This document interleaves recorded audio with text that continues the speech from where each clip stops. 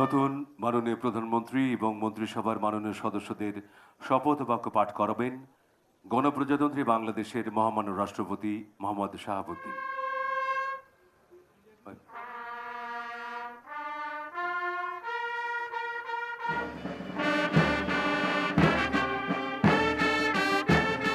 গণপ্রজাতন্ত্রী বাংলাদেশের সংবিধানের 56 অনুচ্ছেদের 3 দফা অনুযায়ী রাষ্ট্রপতি ত্রয়োদশ জাতীয় সংসদের সংখ্যাগরিষ্ঠ সদস্যের আস্থাভাজন সংসদ সদস্য জনাব তারেক রহমানকে গণপ্রজাতন্ত্রী বাংলাদেশ সরকারের প্রধানমন্ত্রী পদে নিয়োগদান করেছেন। আমি এখন নবনিযুক্ত মাননীয় প্রধানমন্ত্রী জনাব তারেক রহমানকে অনুগ্রহপূর্বক রাষ্ট্রপতি মহোদয়ের নিকট প্রধানমন্ত্রী পদের শপথ ও গোপনীয়তার শপথ গ্রহণ করার জন্য সবাই অনুরোধ জানাচ্ছি।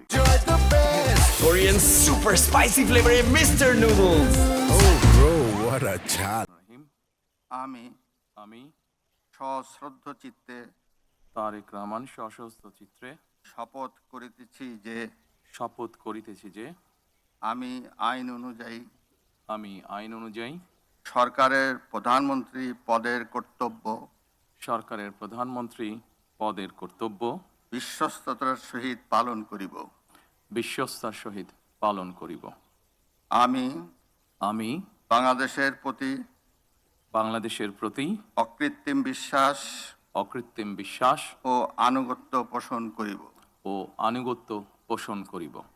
আমি সংবিধানের রক্ষণ সমর্থন ও নিরাপত্তা বিধান করিব। আমি ভীতি বা অনুগ্রহ অনুরাগ বা বিরাগের বশবর্তী না হইয়া সকলের প্রতি আইন অনুযায়ী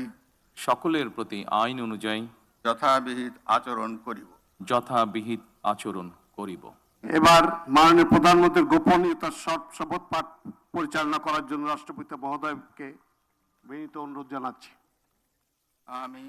আমি তারেক রহমান সশস্ত্র চিত্রে শপথ করিতেছি যে সরকারের প্রধানমন্ত্রী রূপে যে সকল বিষয় আমার বিবেচনার জন্য আনিত হইবে বা যে সকল বিষয় আমি অবগত হইব তাহা প্রধানমন্ত্রী রূপে যথাযথভাবে আমার কর্তব্য পালনের প্রয়োজন ব্যতীত প্রত্যক্ষ বা পরোক্ষভাবে কোনো ব্যক্তিকে জ্ঞাপন করিব না বা কোনো ব্যক্তির নিকট প্রকাশ করিব না। ধন্যবাদ। মাননীয় প্রধানমন্ত্রীকে পদের শপথ ও গোপনীয়তার শপথ স্বাক্ষর করার জন্য এবং স্বাক্ষর শেষে নির্ধারিত আসন গ্রহণ করার জন্য বিনীত অনুরোধ জানাচ্ছি।